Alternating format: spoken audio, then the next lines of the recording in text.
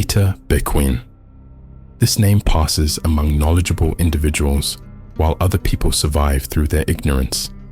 She experienced her actual education in the Maze Undue, even though she grew up under the secrets-laced atmosphere of Queen Mab.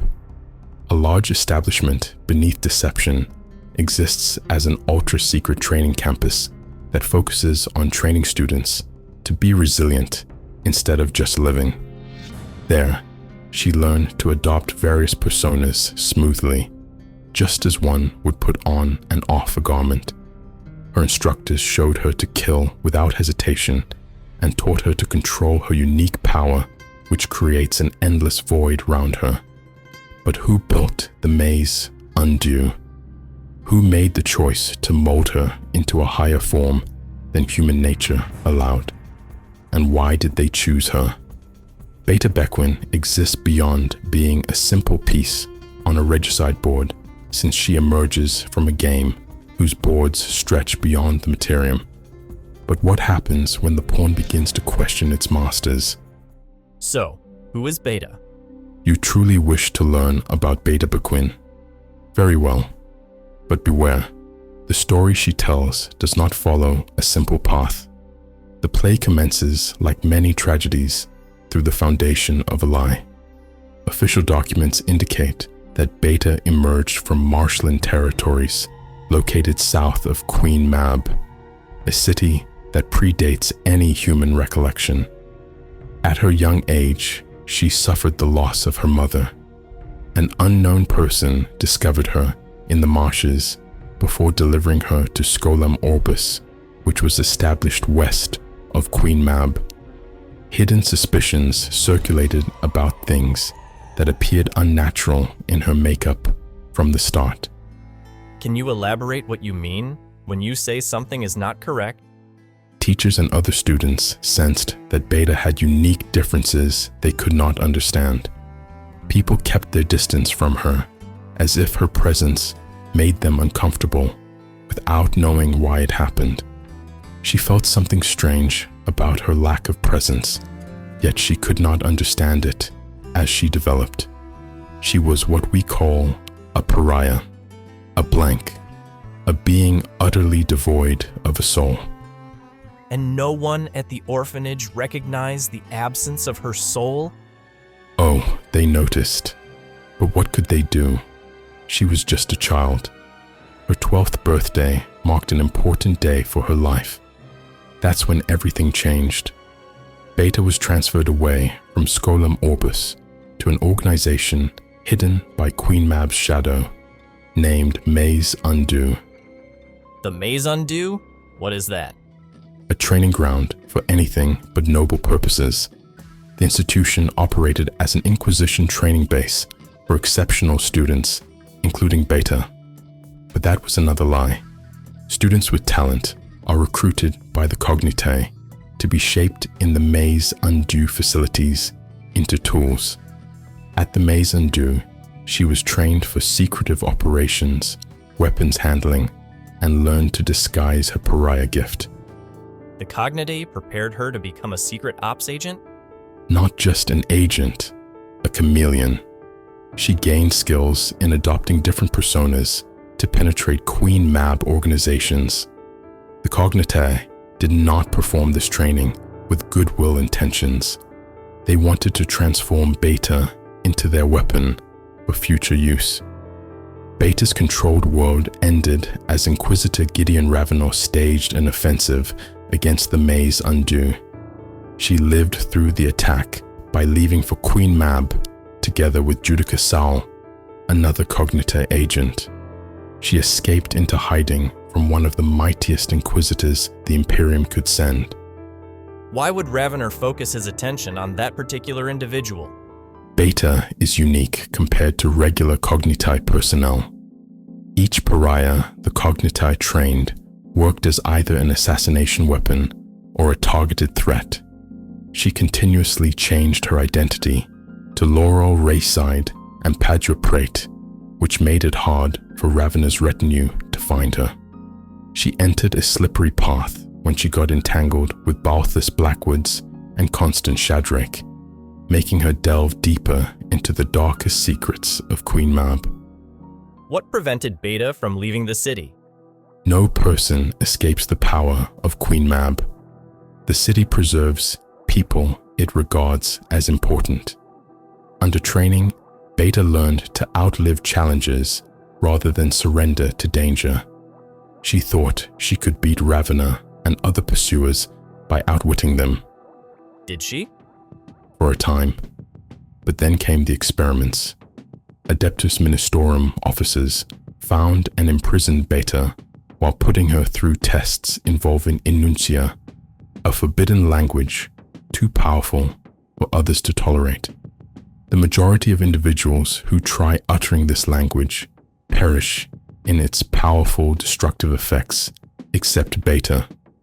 She survived handling Enuncia, while this trait rarely happened to anyone who tried before. What's the reason behind her power? Beta herself never found an answer to this mystery. She became a stronger asset and threat for both the Inquisition and the dark powers that threatened her.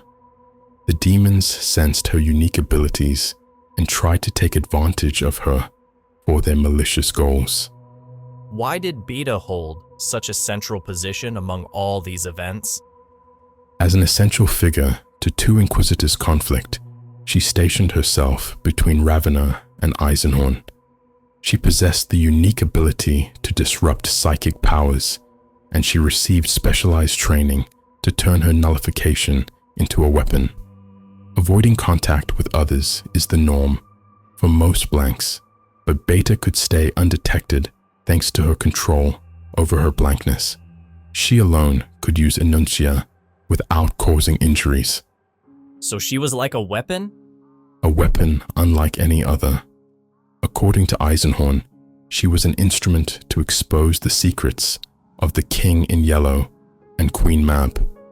These revelations threatened to upheave the Imperium. Ravener viewed Beta Bequin as a resource that he needed to either control or expunge from existence. Demons sought her rather than attacking her because they wanted to take advantage of her capabilities. How did Beta Bequin behave as a person during those events? When Beta Bequin reached her strongest state, she had slipped from reality into confusion. If you spend your entire existence wearing different personalities so thoroughly that even you wouldn't recognize your original self at all, you start to lose yourself. She had spent most of her life acting on orders from others, so she found it difficult to determine who she was independent of their influences. And what about Queen Mab itself? How did the metropolis influence all those events? Queen Mab wasn't just a backdrop. It was an active participant in Beta's story. Every walk across the mysterious city revealed new secrets to Beta until she could not resist exploring its secrets further. Queen Mab had an exact duplicate dimension inside the Immaterium that Beta uncovered, the City of Dust. So did she find this City of Dust? She did, but not without cost.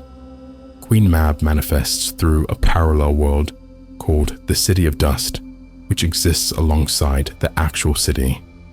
As Beta followed Eisenhorn and Ravener's teams through the strange new world, she passed by clones of familiar faces from her previous Cognite education. The beings asked the custodians to escort Beta to the presence of the King in Yellow. Beta lost her composure while standing before this significant event. Through her use of Enuncia, Beta attempted to flee her situation and ended up creating more mysteries instead. But they recovered something important, didn't they? Ah, yes. The book containing the King in Yellow's full name, Constantine Valdor. The name Constantine Valdor maintained immense weight because it belonged to the Adeptus Custodes' first Captain General, both during the Great Crusade and Horus Heresy. So what happened next? How did it all end?